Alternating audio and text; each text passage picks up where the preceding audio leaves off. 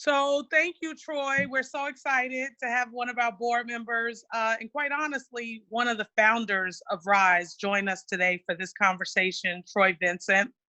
I'm going to be honest with everyone. I've come to really appreciate and love working with Troy just in the past year and a half. Prior to this, I was not a fan. I'm a Giants fan, and Mr. Vincent on the Eagles was not someone I used to love to see, but now I do. So I'm excited about our conversation today. Thank you, Troy, for joining us. And I know you and I know me, so I say we jump in. What do you think? Let's go. I Let's don't do hold, it. I don't hold that against you that you were, I don't even know what y'all call yourselves now, just based off of you all's performance the last few years. But nonetheless, I hope you get things turned around this year. You know what? Citizens of New York is really looking We for. are a football team with a magnificent legacy who is having a bit of a challenge right now. But Legacy, legacy. legacy. Stop it. Come on. I mean, who in recent history has beaten the Patriots twice in the Super Bowl? Must I talk about my grandparents right now? Must I talk about where they grew up? And so stop it, okay? Whatever. So listen, Troy, during this conversation on leadership, I'm going to get to Troy as a leader. But I really wanted to start out by sharing with people. I think one of the ways working with you has just been so helpful to me. And before we talk about you and your leadership, I love to share how you view leadership, what guides you in this definition of leadership. So I'm going to start with the easy question, or maybe a few of them, because I think you may answer them together. What do you think makes a great leader? And what helped you to build whatever that definition is? Well, I begin with great leadership. I believe it begins, and from my journey, vision. Mm. I think great leaders must be visionaries. Great leaders must be authentic. Good leaders. Everyone has to be a great leader, but just good leaders have to be authentic.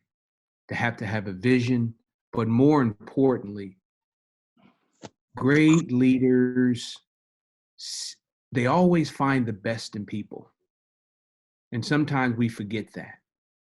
And that's not because we go through life and we always identify what people can't do or what we believe they can't do, rather than really focusing on what are their qualities and looking at the best in people.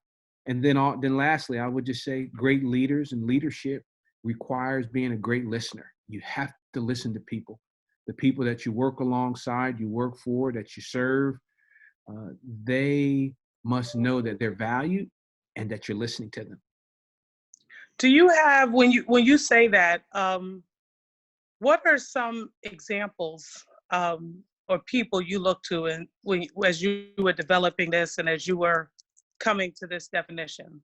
So, through life, I've always been guided through the principles of the Bible, the Torah in particular. So I lead by what I've learned through biblical principles. And that starts with seeing the best in people, as I reference. Yep. God knows the number of mistakes that I make on a daily basis. I'm forgiven of that. And just trying to extend that to those individuals that I work for, that work alongside me, and that I serve. Mm-hmm. So that's where it begins and ends with identifying the right people, having a vision, but seeing the best in people. And I get asked often, Diane, what's your leadership style? And I always say servant leadership. Yep. And being able to lead from behind. And most don't grab that, but being able, I'm okay with someone being out front, and I'm assisting them and guiding them on. That's why you hire people. That's why they work alongside you. You got to trust that they're doing what you've asked them to do, or what the vision is, or what the mission is. Yeah. And I can say you walk that walk, right? Being a board member and with me reporting to a board. And I think actually also in particular being a woman leader in this space, You have really lived and walked the walk of leading from behind, or as some would call it, I like it. There's a leadership theorist, a man, Ronald Heifetz, and he calls it leading from the foot of the table, right? You're not always the person that has the position of authority, but leadership can come from you no matter where you're sitting at the table. And so I can, throughout my life, my walk of life, there's been so many individuals that I've taken pieces, or I would say, as I built my leadership toolkit, Yep. There's been different people from my mother, my grandparents, Yep. my godparents, my science teacher, Yep. all of my coaches, both from youth, high school, college, and pro, mentors, my pastors. So I've taken a little bit from each person that has touched my life. And that's how I built I would call my leadership toolkit. Yeah, and I think that's where the authenticity comes from. When you take the parts that resonate with you or true to you, instead of trying to be all that someone else is being, right? Yes. And so I want to talk a little bit, because I actually see that in your personal leadership all the time. And so I actually want to start with RISE and say, I feel that when you were part of the founding of RISE, you obviously had this thought of serving justice. But if you could share a little bit about why you thought it was important to serve RISE, why you think it's important to continue to do all that you do with our mission. I think folks would love to hear that. When I was first introduced informally to Stephen, I saw a man that had reached out about service in the community, about being different. Stephen, Ken Shropshire, we had sat down and talked about how do we end what we're seeing. And it was so humbling, because these are the kind of individuals that you want to be associated with. You want to be part of the solution. Yep. And sitting down, as I was hearing what Stephen was saying at the time, both myself and Professor Shropshire, we said, okay, these are the kind of individuals we want to be part of the solution, a part of things that we felt personally. How do we change the minds of young people, in particular young athletes? And I wanted to be personally, my wife, because when I come on, my wife comes on, and my family, we wanted to be part of the solution. And what Stephen was suggesting, what we were hearing from his heart, was that he wanted to be different. He wanted to take a bold statement on changing in something that our society has been plagued with for hundreds and hundreds of years. Yes. He wanted to step out and be a difference maker. And I wanted to be alongside of him in doing that. So I love that. And I love that you've always played. So just to go back, Stephen has holds a very high position in some ways in society. Ken Shropshire, a great thinker, I think, of our time.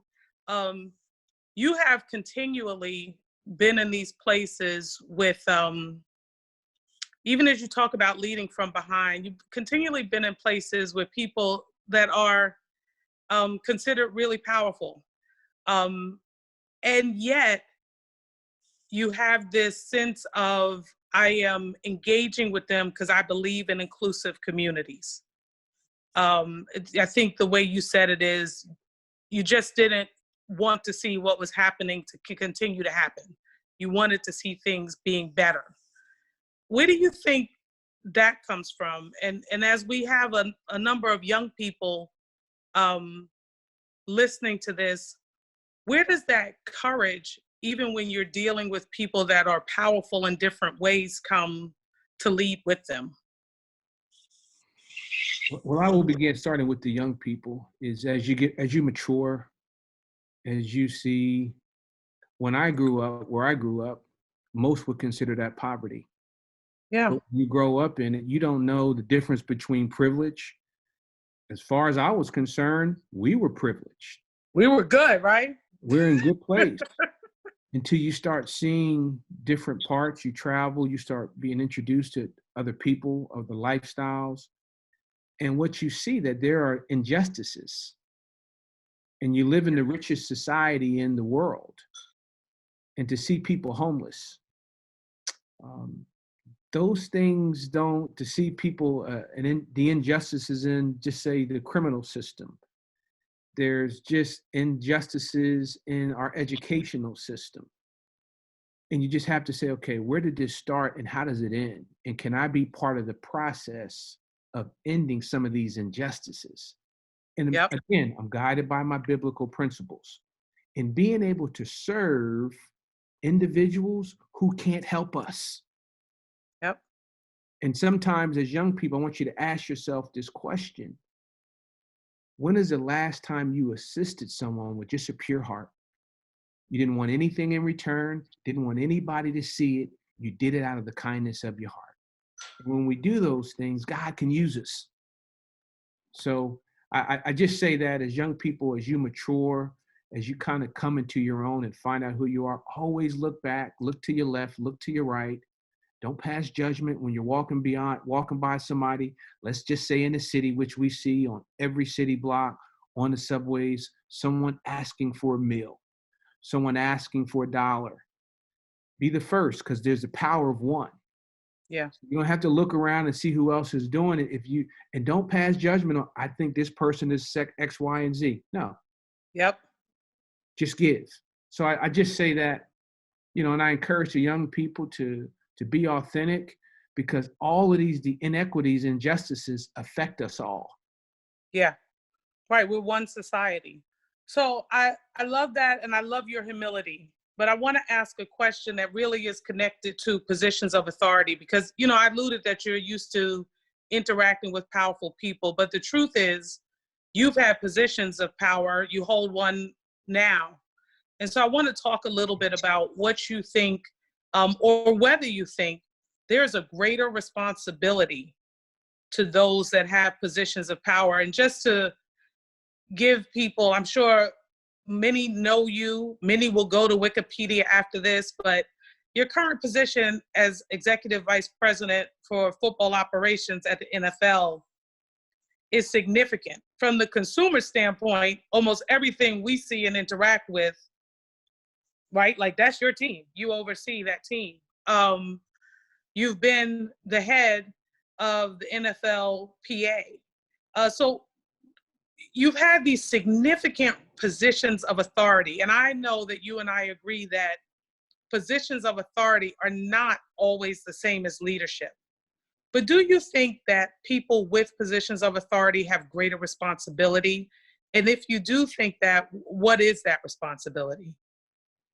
As the scripture would say, much is given, much is required. And those individuals that are in position of influence and authority, that's our role and responsibility, is to frankly influence to the good, because you have bad influencers. So again, back to the biblical principles that I've learned, I've grown, it has worked for me, it's worked for my family. Much is given, much is required. And because you have the ability to influence others, bring people together, you really have an opportunity. We have an opportunity to make a difference for all. Yeah. Everything, the way you talk about leadership, Troy, the underpinning to me is hope. The hope comes from really believing the goodness that's in all of us,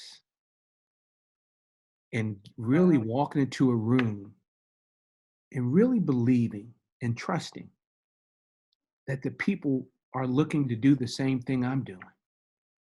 We probably have more in common, and oftentimes this happens, we have more in common than we have differences. Yes. We just don't allow the goodness to get to the table, because we may disagree on an item or how we get to a certain point. Right. But we are looking for the same thing. We may get there differently. So I would just say, I pause there just to share, when you go in with hope and with the open mind of, let's just find the best in people. Don't pass no judgment. let's just put it all on the table and hope that we get to, and believing that we'll get to a good place. Maybe a little disruptive, maybe a Right. little uncomfortable at times. Might hurt on the way. Might hurt on the way, but you need disruption. Yeah. You need disagreement. But we all are aiming for the same goal. I love that. And in part, you answered the next part of my question. I know both of us are parents. I know we are in some difficult spaces with people in certain positions of authority, whether they be law enforcement or others. I know that we are dealing with another murder, right, or killing of a young Black male that has reached kind of national notice. And so I asked the question of hope, actually, because as I parent a 21-year-old and an 18-year-old, I know that they know that I am optimistic. I know that they know that I feel much the way about hope that you feel. But I think it would be interesting to share with folks, in your difficult times, have there been techniques or things that have helped you find hope in times which feel painful and possibly hopeless? So Tommy and I, my wife and I, we always look at every situation as a teachable moment for our family. Mm-hmm. So these things that happen, these unfortunate things that happen, we make sure we are intentional about taking time out of our schedule. At dinner, we talked about that. Yep. About that situation, because we have 3 young males, 25, 19, and 14. And we have 2 daughters. So we take those unfortunate situations, those challenges, but it allows us to become teachable moments for the family. All right. What should we do?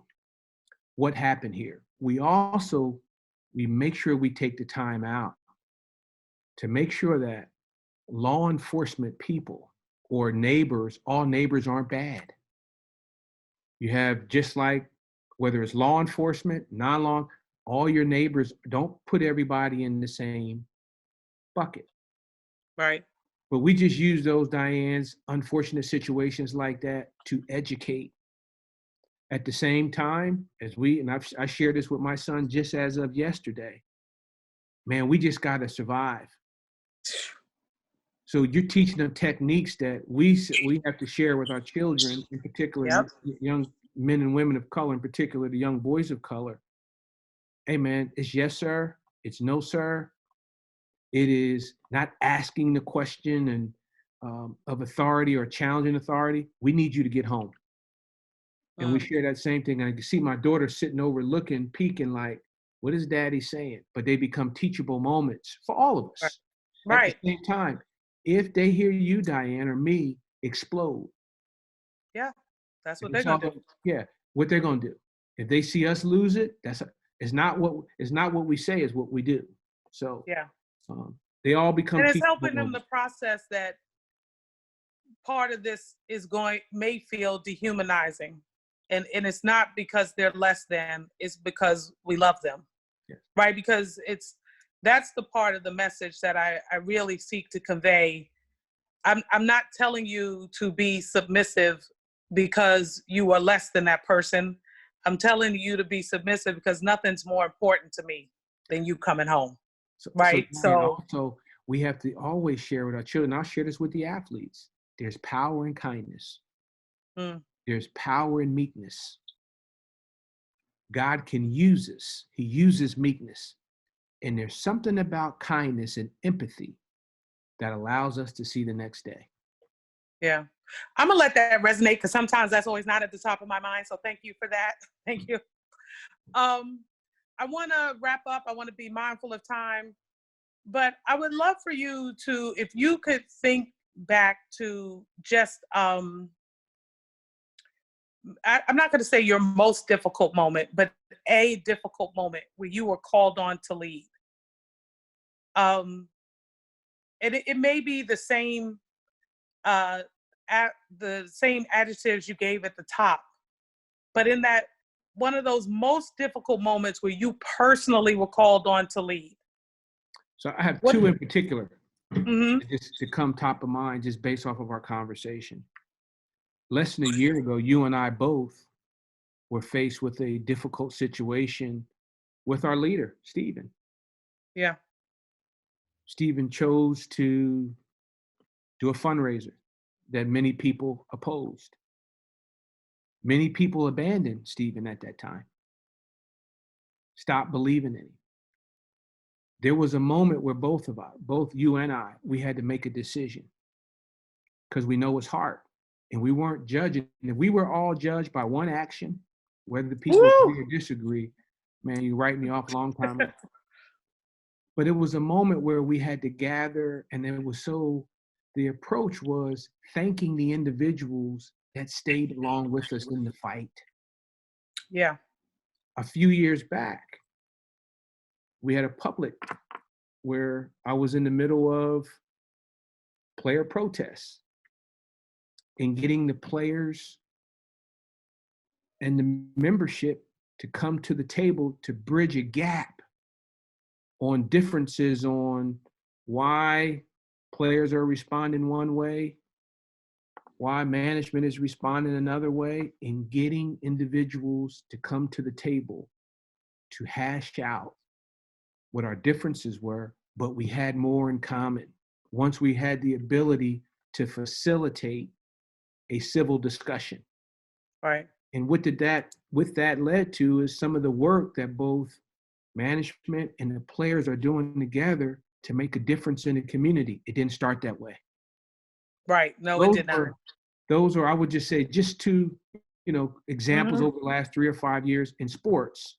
Yep. Where you had to take a position, be calm, bring people together, be a bridge builder, make sure people are not disrespected, make sure everyone is heard.